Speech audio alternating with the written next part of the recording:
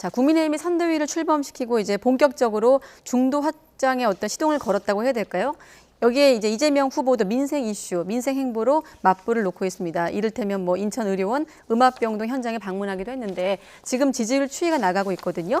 격차를 리얼미터 결과만 놓고 봤을 때 9.4에서 6.5%포인트로 좁힌 상황입니다. 이 같은 이재명 후보의 행보 어떻게 평가하십니까? 저는 뭐 이재명 후보는 이제 선대위 쇄신하고 또 지역을 계속 다니면서 주민들을 만나고 있지 않습니까? 본인의 정책에 대해서 홍보도 하고 그분들 만나서 적극적으로 듣는 행보도 보이고 이런 부분들이 일정 부분 지지율에 영향을 미쳤다고 보고요. 물론 지금 이제 지지율로 보면 여론조사만 약간의 차이가 있어요. 다만 제가 이제 말씀드리고 싶은 것은 추세 자체는 이재명 후보는 계속 상승세를 타고 있고 이제 윤석열 후보는 좀 하락세를 타고 있다는 기본적인 추세는 볼 수 있기 때문에 이재명 후보가 이제 처음에 대장동 건 그다음에 선대위가 너무 크다 보니까 실적인 성과를 못 내는 부분에 대해서 일정 부분 좀 지지를 놓친 부분이 있었는데 그런 부분들이 많이 회복되고 있다고 볼 수 있고요. 윤석열 후보는 선대위 이제 구성 과정에서 뭐 이번엔 봉합이 됐습니다만 어쨌든 갈등 요소가 부각이 되면서 일정 부분 지지율이 빠지는 그런 양상을 보이고 있고 또 본인이 젊은 층과 관련해서 실언들이 계속되고 있어서 그런 부분도 지지율 하락에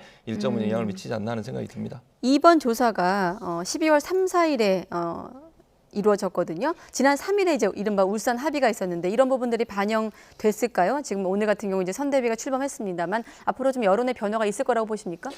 여론의 변화가 있다고 판단하기는 상당히 어려울 것 같아요. 그냥 울산 문제에서 선대위가 봉합됐다는 것 때문에 지지율이 윤석열 후보 하면서 지지율이 팍 올라갈 것 같지는 않고요. 이 여론조사를 봐도 이재명 후보는 39에서 37로 떨어지고 윤석열 후보도 41.8에서 41.2로 떨어졌어요. 근데 이거는 대략 오차 범위 안에서의 하락이기 때문에 큰 의미가 있어 보이지 않는다라는 생각이 들고요. 조금 유의 깊게 봐야 될 것은 이재명 후보가 만 18세에서 29세에서는 2.1% 올랐는데 윤석열 후보는 13.6%가 하락했습니다. 이것은 윤석열 후보 측에서는 상당히 위기 신호로 봐야 돼요. 20대, 30대 모두 좀 주목할 필요가 있겠습니다. 그렇습니다. 그러니까 예를 들면은 이번에 뭐 대통령 선거 같은 경우에는 MZ 세대, 여성, 중도 여기서 이겨야 이긴다고 우리 앞에서도 계속 얘기하지 않았습니까? 근데 캐스팅 보트라고 하는 20, 30대에서 지지율이 하락했다는 것은 상당한 위기다라고 말씀을 드리고요.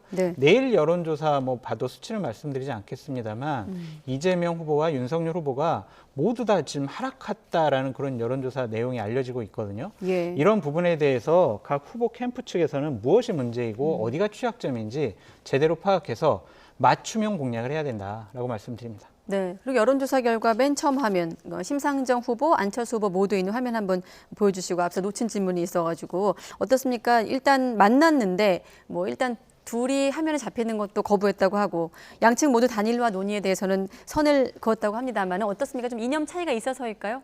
그렇죠. 그럼 왜 만났을까요? 이런 질문도 많거든요. 제가 볼 때는 두 분의 단일화는 뭐 제 개인적인 생각입니다만 거의 뭐 불가능에 가깝다고 봐요. 너무 이제 지향점이 다르시기 때문에 뭐 정치적 야합이라고 비판받을 수밖에 없어요. 그 지지층들이 어떻게 결집이 되겠습니까? 두 분이 만약에 단일화를 하게 되면 지지층들이 떠날 가능성이 저는 더 높다고 봐요. 그런 차원에서 본다고 하면 사실 이제 제3지대 후보론을 띄우는 것은 본인들이 언론의 주목을 받고 언론으로부터 스포트라이트를 받는 데는 도움이 되기 때문에 그런 차원에서 저는 만남이 이루어졌다고 보이지고요.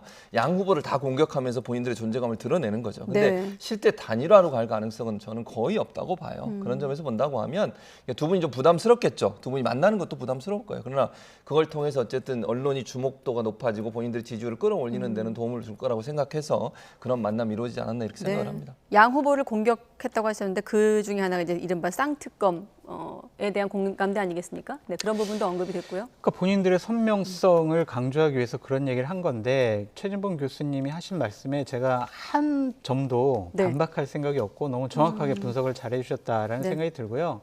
언론의 관심도와 국민의 집중도를 높이기 위한 하나의 퍼포먼스가 아니었느냐라는 생각이 듭니다. 정말 좀 우습다라고 좀 표현하고 싶은데 대선을 앞두고 있습니다. 주요한 대선 후보들이 있고 본인들은 군소 후보인데 단일화할 생각이 없어요 라고 하면서 만났어요. 왜 만납니까? 이것은 국민들을 속이는 것이 아니냐라는 생각이 듭니다. 이분들의 정치적인 행태야말로 구태가 아니냐라는 생각이 듭니다. 네, 알겠습니다. 자, 여론조사 끝으로 지역별로 좀 볼 필요가 있어서 준비를 해봤는데, 자, 이재명 후보 같은 경우는 대구, 경북 지지율이 상승을 한 점이 좀 눈에 띄고, 윤석열 후보 같은 경우는 지금 광주, 전라 지역에서 또 지지율이 상승을 해서 25%가 나오고 있거든요. 이를테면 전통적인 약세 지역들인데 역대 후보들에 비해서 좀 이렇게 양치 후보가 선전하는 이유 어디에 있다고 보십니까? 저는 이제 일단 이재명 후보는 본인이 TK 출신이잖아요. 예. 안동 출신이시고 그래서 그런 부분은 어느 정도 그 설명이 가능해요. 근데 윤석열 후보의 지지율이 올라간 부분은 약간 좀 의아한 부분이긴 한데 왜냐하면 지난번에 이제 전두환 씨 옹호 발언 때문에 상당히 큰 비난을 받았었고 그 이후에 이제 본인이 광주를 방문했는데 거기에서 싸늘하게 사실은 반응을 했었는데 지지율 지금 현재 뭐 여론조사 지지율만 보면 올랐어요. 그래서 아마 광주 전라 지역에서도 현 정부에 대한 어떤 비판적인 입장이 어느 정도 반영된 게 아닌가 하는 생각이 듭니다. 아무래도 대안 세력으로서 국민의힘 후보를 지지하는 그러니까 현재 민주당에 대한 실망감이 아직 완전히 가시지 않고 또 이제 이런 부분들이 사실은 일정 부분 작용을 해서 윤석열 후보에 대한 지지가 호남 지역에서 올라간 게 아닌가 그렇게 분석은 가능할 것 같습니다. 네, 그리고 또 한 가지 이재명 후보 입장에선 서울이나 좀 인천 경기 결과도 좀 아쉬운 대목이긴 할 것 같고요. 네. 그렇습니다. 지금 서울, 인천, 경기에서 기본적으로 윤석열 후보한테 뒤지고 있어요. 특히 경기 지역에서 뒤지고 있다는 것 자체가 뼈 아플 것 같아요. 왜냐하면 본인이 경기도지사를 했는데도 불구하고 경기도가 낮다라는 것 자체는 기본적으로 서울, 인천, 경기 수도권이 부동산 문제 때문에 많은 국민들이 아직도 분노해하고 있다라고 판단해 볼 수밖에 없고요. 네. 저는 이 여론조사에서 상당히 유익 있게 본 게 부산, 울산, 경남 여론조사예요. 지금 이재명 후보가 36.6이고 윤석열 후보가 43.9입니다. 이재명 후보는 올라가고 있고 윤석열 후보는 내려갔어요. 국민의힘 보수 계열의 정당에서 대선을 이기려면 세 가지 법칙이 있습니다. 그러니까 TK, 대구 경북에서 70% 가까이 나와야 되고요. 부울경에서 60% 가까이 나와야 되고요.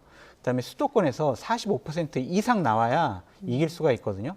그런데 지금 부울경에서 이렇게 대략 좀 접전 형식으로 간다라는 것은 이것 또한 아까 연령별 우리가 위기감이라고 했지만 이건 지역별 위기감이다. 이 부분도 집중적으로 공략할 필요가 있다라는 생각이 듭니다. 네, 알겠습니다.